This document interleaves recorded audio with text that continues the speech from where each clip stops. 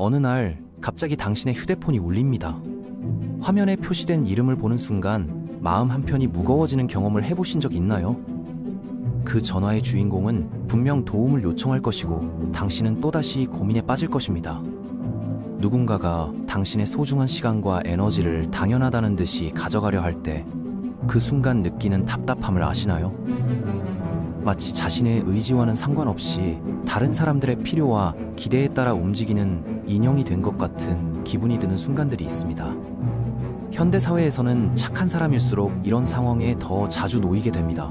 친절하고 배려심 많은 성격 때문에 주변 사람들이 크고 작은 부탁들을 계속해서 요청해 오는 거죠. 하지만 정말로 중요한 건 언제 어떻게 아니요 라고 말해야 하는지를 아는 것입니다. 모든 부탁을 다 들어줄 수도 없을 뿐더러 어떤 부탁들은 애초에 들어주면 안 되는 성격의 것들도 있거든요. 심리학자 칼 융의 말처럼 진정한 자기 자신으로 살아가는 것이야말로 인생의 가장 소중한 특권이죠.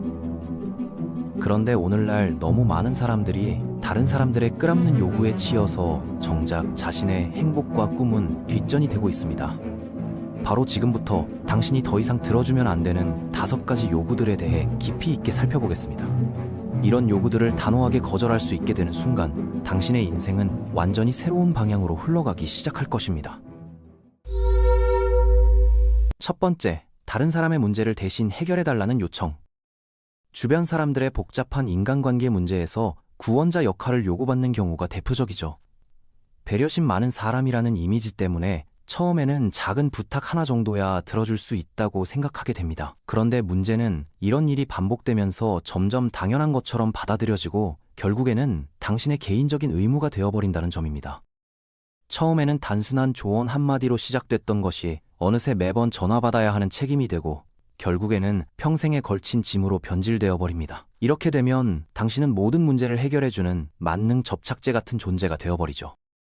그런데 정작 이런 역할을 맡게 된 이유는 당신이 특별한 능력이 있어서가 아니라 단지 다른 사람들이 나서지 않았기 때문일 뿐입니다. 다른 사람들은 편안하게 구경하고 있는데 당신만 혼자서 모든 책임을 지고 있는 상황이 펼쳐지고 있는 거예요.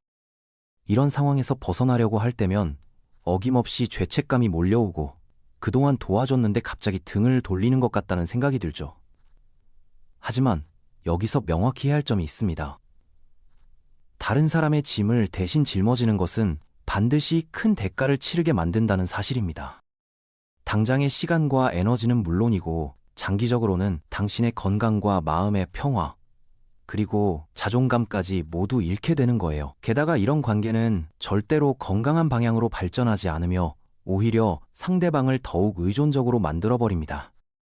당신은 그 누구의 안전망도 아니고 영원한 해결책도 아니며 무료 상담사가 될 의무도 없습니다.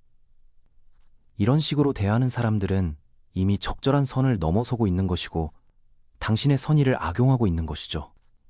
더 오래 그들의 문제를 대신 해결해 줄수록 당신은 진짜 자신의 삶과 목표에서 점점 더 멀어지게 됩니다. 두 번째, 진짜 응급 상황도 아닌데 돈을 빌려달라는 부탁. 가족이나 가까운 사람이 실제 위급한 응급 상황에 처한 게 아니라 단순히 그들이 잘못된 판단을 했는데 당신이 수습해 주기를 바라는 경우가 많죠. 이런 상황에서는 특별한 종류의 심리적 압박이 따라오는데 무언의 죄책감과 감정적 조작이 뒤섞인 분위기가 만들어집니다. 혈연관계나 오랜 인연을 내세우면서 마치 도움을 주는 것이 당연한 의무인 것처럼 포장하는 경우가 대부분이에요. 그런데 이런 상황에서 돈을 빌려주는 것은 결코 단순한 행위가 아니라는 점을 반드시 기억해야 합니다. 그 돈이 의미하는 바가 훨씬 크거든요. 수십 년 동안 성실하게 살아오면서 쌓아온 안정감과 심리적 여유로움을 의미하는 것이니까요. 돈이 사라지게 되면 단순히 통장 잔고만 줄어드는 것이 아니라 마음의 평안함과 미래에 대한 확신까지 함께 사라져버리게 됩니다. 많은 사람들이 단순히 돈만 빌려달라고 하는 것 같지만 실제로는 당신에게 자신들의 인생 문제까지 책임져 달라고 요구하는 것과 다름없어요.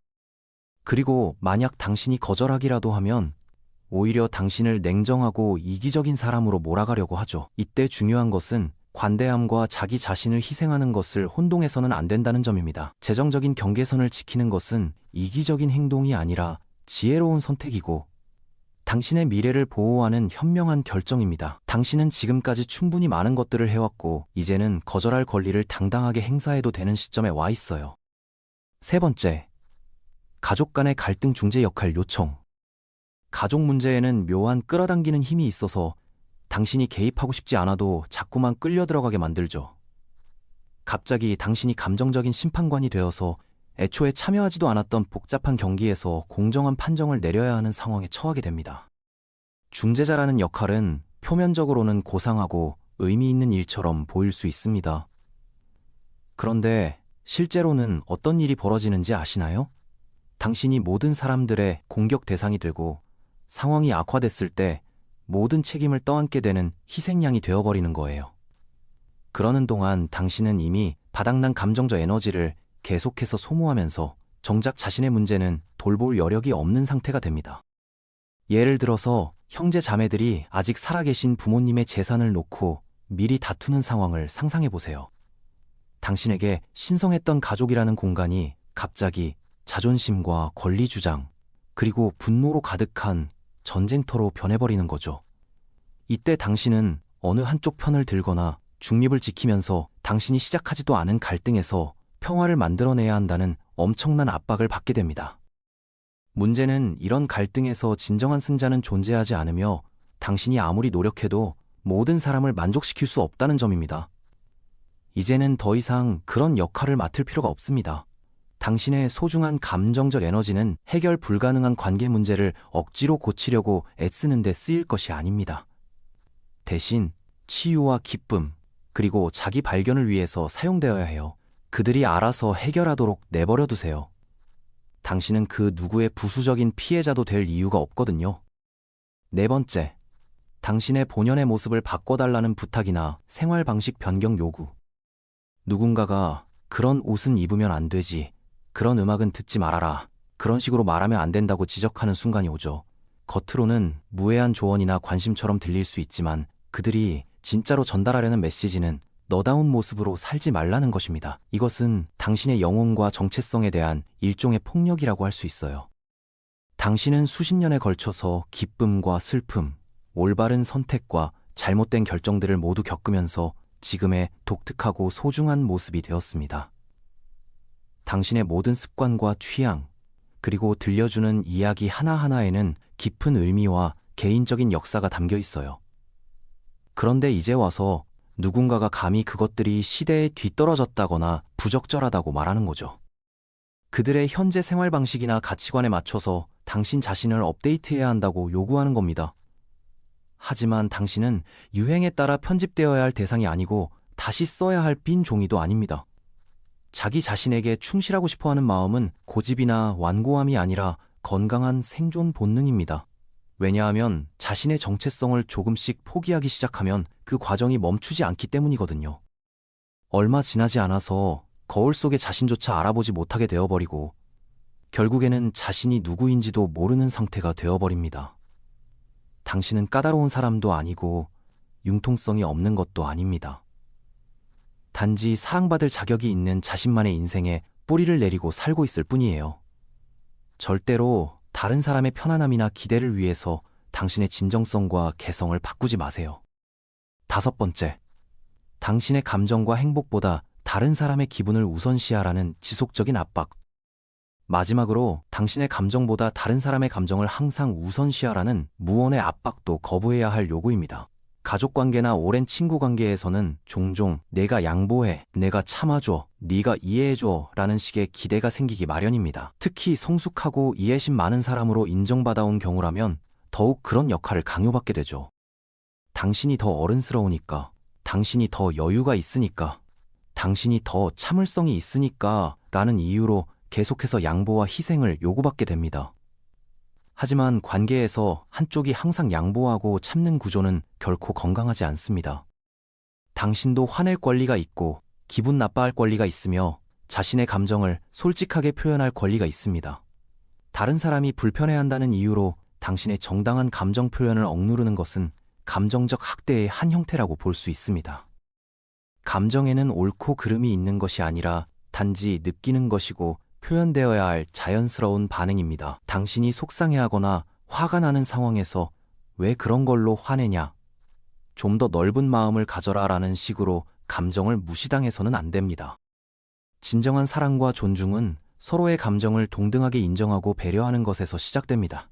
한쪽의 편안함만을 위해 다른 쪽이 계속 희생하는 관계는 사랑이 아니라 착취에 가깝습니다. 때로는 상대방이 불편해하더라도 자신의 입장을 명확히 밝히고 필요하다면 갈등을 감수하는 것이 더 건강한 관계를 만들어가는 방법입니다.